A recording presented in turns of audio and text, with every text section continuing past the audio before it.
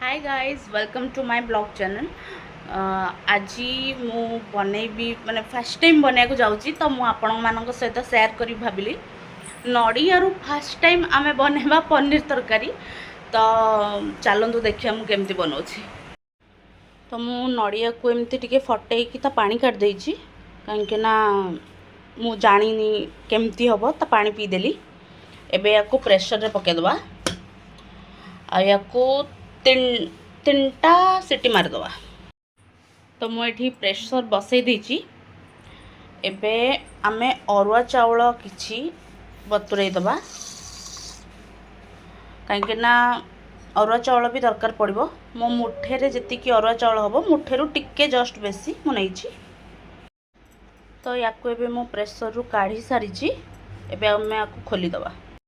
तो ये पूरा पूरी एमती बाहरी गला। तो ये जो मेरूनटा रोची सेटा को आमे पील कर दबा। नड़िया को सब एमती छड़े की काटी दबा।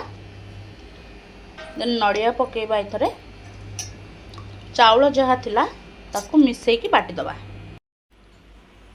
तो पेस्ट कर देइछे। एबे मु एई गिना रे तेल लगेछि एथरे पकेबा। याको मु एमती फिल कर देइछि। तापर गोटे करेई रे टिके पानी ने की स्टैंड रखिया। तापर याको रखिबा। देन घोड़े की 15 मिनट सिझे दो। याको मु बड़ बड़ पीस रे काट देइछि। याको एबे टिके तेल रे भाजी दबा।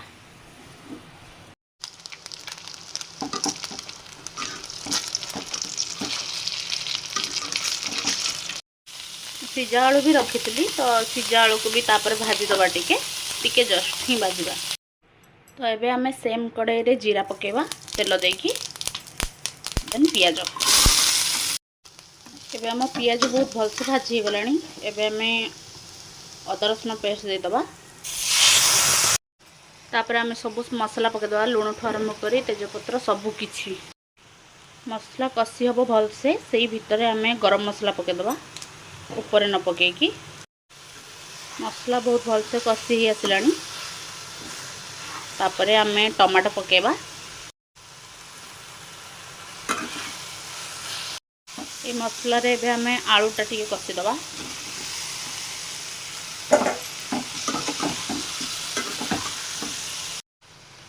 एबे हमें एथरे पानी दे दबा। आपण तरकारी झोल जेतिकी रखिया चाहूँगी सेतिकी आग पानी देकी फुटेबे।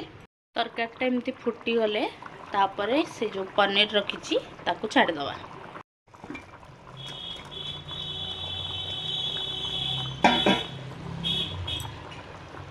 याको एबे अल्प समय फुटेबा। देन आमे बंद कर दबा। तो एबे हमर तरकारीटा रेडी हो गला। तो तरकारी एबे रेडी होइछि। एंजॉय करंतु आउ प्लीज सब्सक्राइब करिवे मो चैनल को। तरकारी कलर भी बहुत भल अच्छी। Please support.